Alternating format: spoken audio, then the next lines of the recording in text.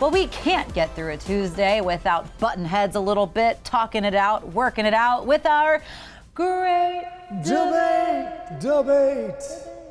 And this is kind of a fun one. This is an interesting one. I'm excited for this one. Yes, and this one stemmed from a conversation about the film that's now, it started as a Netflix movie, and now theaters are going to be releasing it too. The one K-pop Demon Hunters. Maybe you've watched it. By the way, in Canada, like selling out theaters. Crazy. So now I hope we're going to see that in America too. And it's kind of fascinating because the voice actors themselves, like I don't think they are a known K-pop group. I think they're just voice actors that happen to be performing as these K-pop Demon Hunters. So it's almost kind of like a Hannah Montana situation that like if Hannah, like you go to see a Hannah Montana concert, but you're seeing Miley Cyrus who plays her. You know what I mean? Like that sort of tier.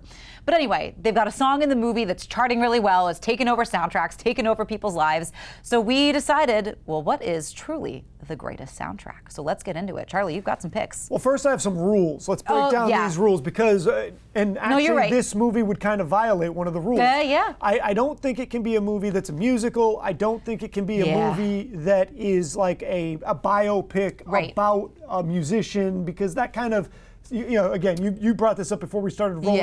Like if we did Bohemian Rhapsody, a bunch of Queen songs is great. Are going to be great. And I mean, honestly, same thing. That kind of doesn't fit what we're trying to do here. Right. So we're just going to talk movies that have soundtracks we liked. I'm going to give you the first go here. Okay.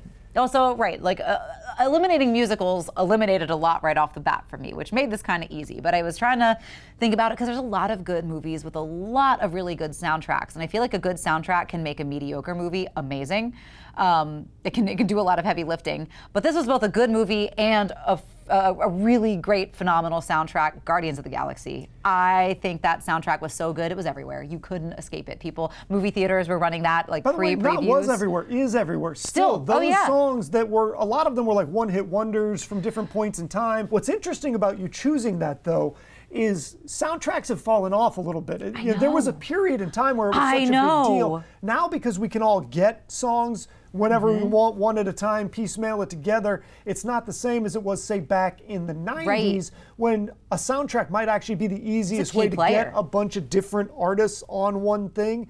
And that's why all three of the picks I have today come from that era of music. And I'm going to start with Clueless, the movie. Which has, you know, the song Kids in America. It had the Counting Crows on there. The Mighty Mighty Boss Tones. I think that might be the first time I had heard them. And it's got a great Radiohead song, Fake Plastic Trees, on there.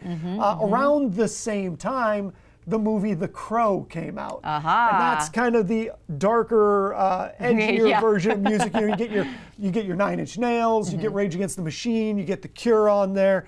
And then also, I'm going to go lighter side again, Empire Records. It's one of my favorite movies.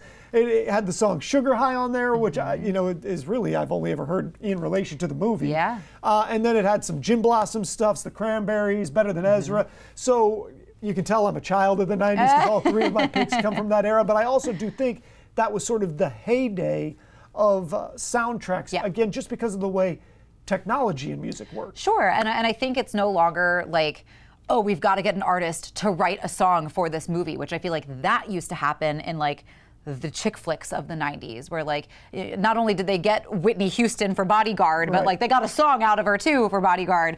And you know, Titanic, you had Celine Dion with My Heart Will Go On, and like you had Kiss from a Rose was everywhere. The Summer for Batman, you know. And so you had, like, it was such a big deal to be like, we got this artist to sing a song for our credits of this film. And like I kind of miss that, and I feel like that was a cool way to connect your music, your movies, and that's not even dipping the toe into like musical scores. That's a whole nother great debate. That's its own deal.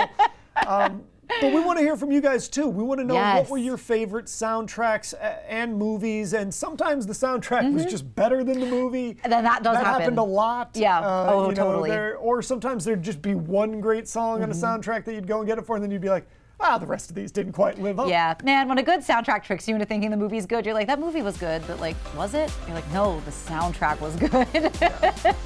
And that can be disappointing. But yeah, we always turn the conversation over to you. Chime in on our socials via email, coastlife.com/vote. We always want to hear from you to keep this conversation going. But we've got some more Coast Life to get to. That's on the way.